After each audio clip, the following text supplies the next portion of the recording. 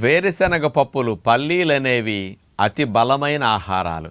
100 గ్రాముల వేరుశనగ పప్పుల్లో మనకి 567 క్యాలరీల శక్తి లభిస్తుంది.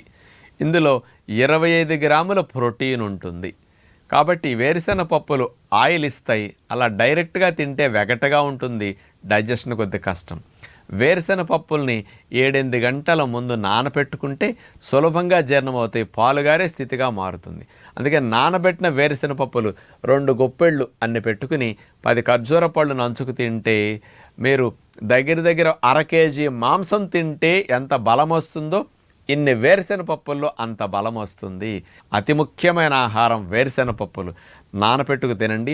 ఫ్రెష్గా పచ్చి వేరుశనగకాయలు మార్కెట్లో దొరుకుతాయి, వాటినైనా ఒలుసుకుని రోజు అన్ని పప్పులు తినండి. 0 కొలెస్ట్రాల్ వేరుశనగ పప్పులు బలానికి తప్పనిసరిగా వాడండి.